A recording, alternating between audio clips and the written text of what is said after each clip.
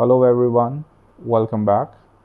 Before I start today's topic, I want to say something directly to those of you who have been reaching out to me uh, and with a reasonable question, and that is when do we get to the answers? When do we get to the solutions? When does this series begin to tell us not just what the problem is, but what to do about it?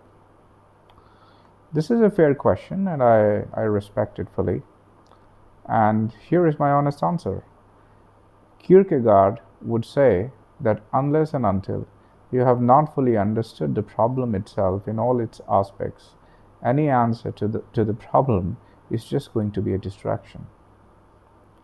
Most of what passes off as self-help today makes precisely this mistake.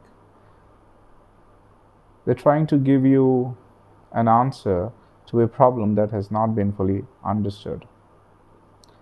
But that is not what we are trying to do here. So I hear you, and I want you to know that from this video onwards, every conversation we're going to have will end with something concrete, a genuine philosophical movement that you can take right into your life, not by the way of a tip or a technique, but a real reorientation of the mind. And I can promise you that. So in today's video, we are going to discuss something which is most practically, which is one of the most practically useful maps in all of philosophy, according to me.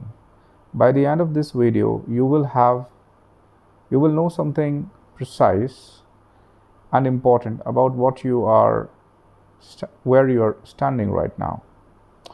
And that knowledge is the beginning of the reorientation I spoke about. So let's get started. Kierkegaard described three fundamental ways in which a human life can be organized. He called them spheres of existence, not stages on a ladder that you climb, and right, but rival reorientations, rival answers rather, to the questions of what makes our lives worth living. A person can spend their entire life in any one of these orientations, or rather spheres. The question is not which one is more advanced.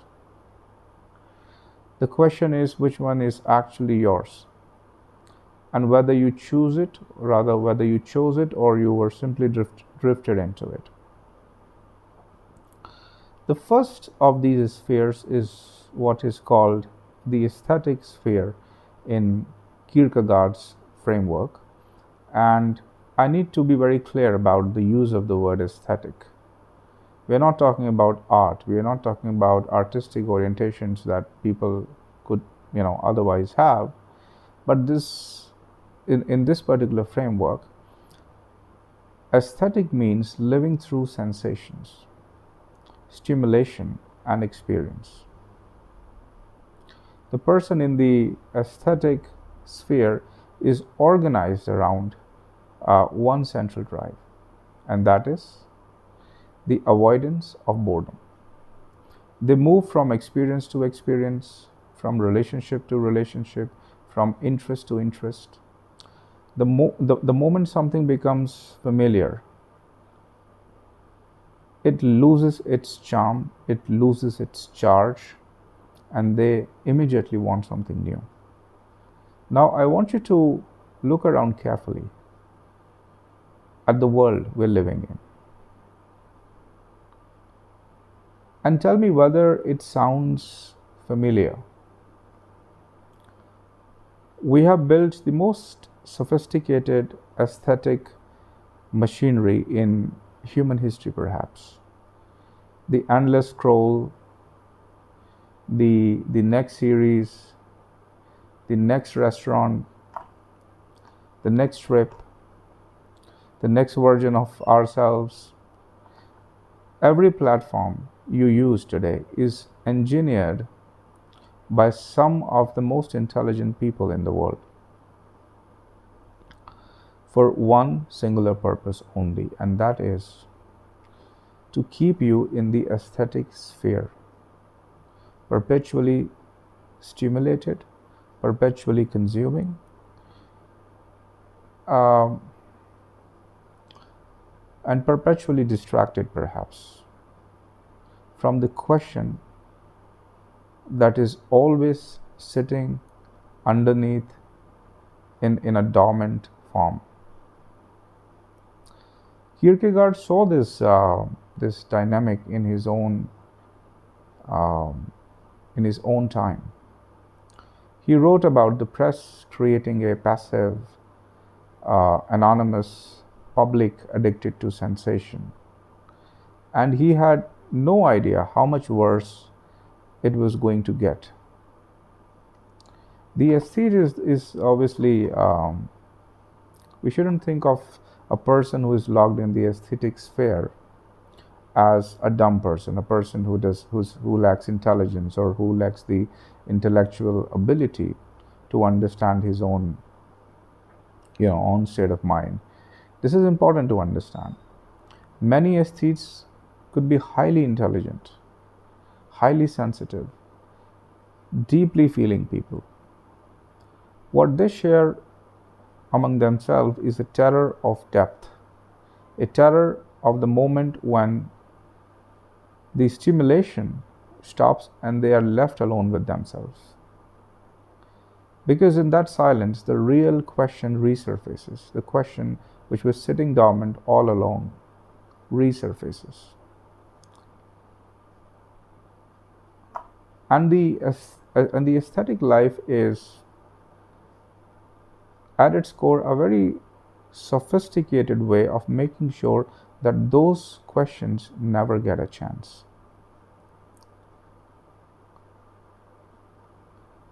So think about it. Most of us are living most of our lives in this particular mode, the aesthetic mode. Now we move on to the next one, the second sphere in Kierkegaard's framework, and this is called the ethical sphere. The person, now this represents or talks about a person who has looked honestly at the aesthetic life and found it hollow. So he consciously makes a choice to make a movement towards commitment, committing to a role, committing to a responsibility, to a career, to a marriage, to a moral code, a set of other responsibilities they take seriously. This is the person who shows up when you need him. He is the reliable one. He is the one who takes his duties very seriously. Kierkegaard admired this enormously, this movement towards ethical life and playing the role. He, in his framework, we find there's a lot of admiration for people who spend their lives in this particular mode or in this particular sphere. The ethical life is, compared to the aesthetic mode of life or aesthetic sphere of life, this is enormously superior and much richer and much more satisfying. And that goes without saying. But here is what Kierkegaard wanted us to look at. That even, underneath even the most admirable ethical life, the ethical person's sense of self is built entirely on the outside, on their performance of the role. They are good professionals. They could be very devoted parents. They could be very responsible citizens. They could be very, committed ideologues. And for as long as those roles hold together, the self holds. But what happens when the role collapses? When the career ends, the marriage fails, the children leave, the institution that defined you disappears for some reason. What happens then? The ethical person discovers that at that moment, everything changes. Everything that was, the built on the outside was not enough. And once the role collapses, it leaves inside them something completely hollow, something completely uninhabited, something completely untouched. There is nothing underneath to, fall back onto. This is why so many people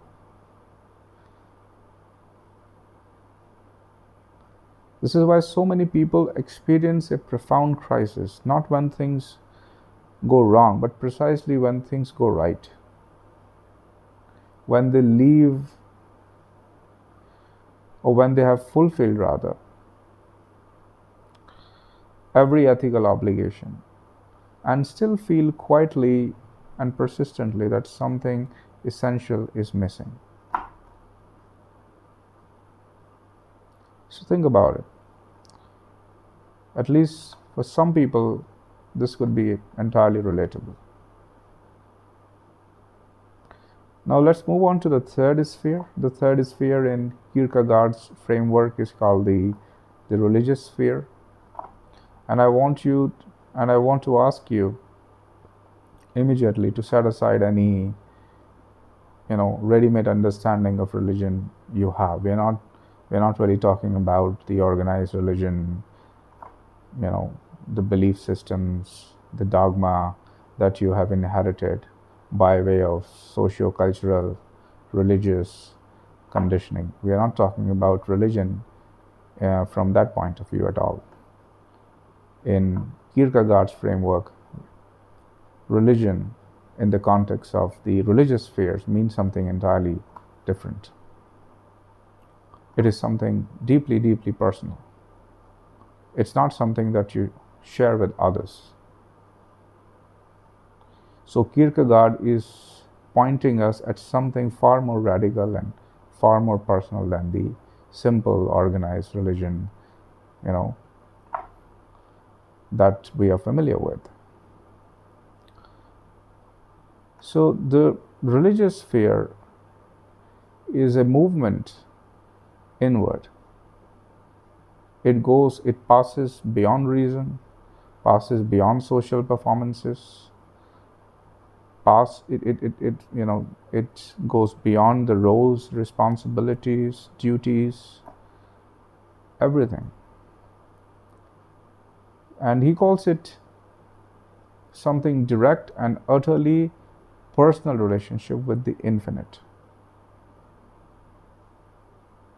He describes it as being out in 70,000 fathoms of water with no ground underneath. It is terrifying. It cannot be validated by external measure. No institution, no individual, no certificate, no person can come and confirm it.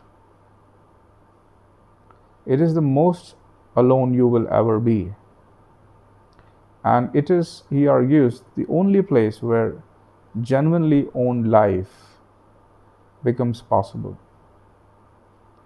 Because it is the only place where you're no longer defined by what you perform for the sake of others. You do not need to be religious to feel the pull of what he is describing. I mean, here I've used the word religious in the ordinary sense. Most thoughtful people I have known carry a quiet awareness that there is a dimension of their being, there is a dimension of their inner life, their inner world, that has never been touched by their career achievements, by their social relationship, by their role performances, by their intellectual opinions, and the rest of it. A depth that is not served by pleasure or duty. A question that keeps resurfacing every time in the gaps between the busyness, right? That is the normal hum and drum of life. That is what Kierkegaard is precisely pointing at. And the pain of that unmet depth, that is precisely the despair we have been discussing in the previous two videos. Now we come to the end of this video, but as promised, I wanted to spend some time on what you can possibly take away from it. So here is I really want you to take from this discussion today. Not an abstract understanding of the three philosophical spheres we discussed today, but a genuine, honest answer to a specific question about your own life. And the question is this: where is the center of gravity of your life at the moment?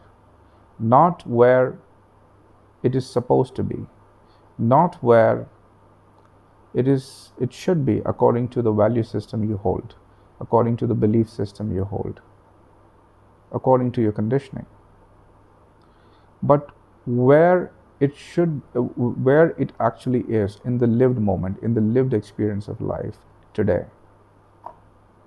That is the question I want you to carefully sit with and reflect upon. If you are honest with yourself, most of us will find that we live primarily in the aesthetic sphere with some ethical obligations layered on top of it.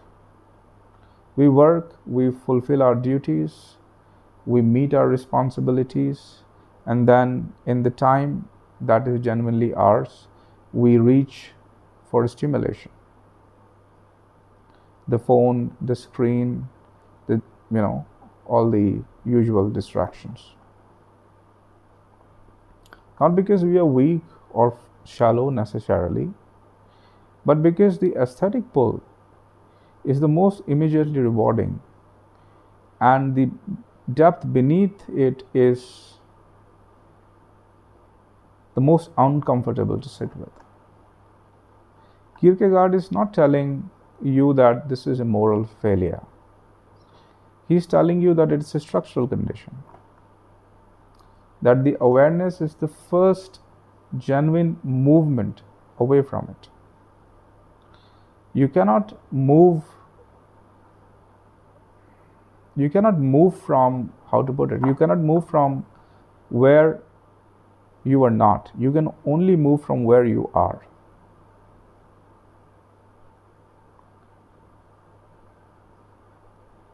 So here is one particular thing I want to ask you to do this week.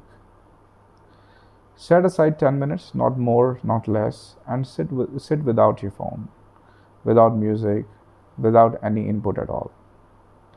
And ask yourself honestly this question: what is the question that keeps surfacing in the silence that I keep filling with distractions? What is the thing I keep almost thinking about and then reaching for a distraction to avoid? You don't need to answer it. Not yet.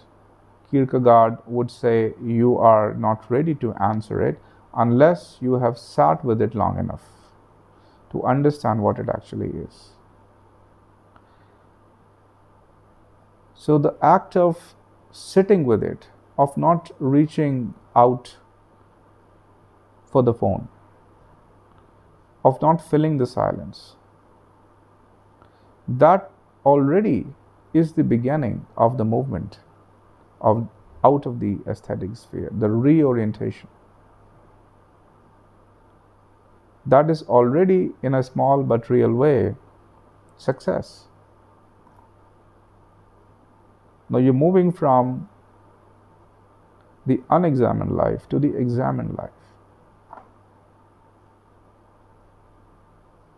In the next video, we are going to go much deeper into the aesthetic sphere specifically, because I think it is this sphere where most of us spend most of our time, and Kierkegaard's diagnosis of it is more precise, and it's most devastating analysis of modern distractions, the distraction culture we are in, that exists anywhere in philosophy. So thank you for being here. I will see you in the next one. Bye for now.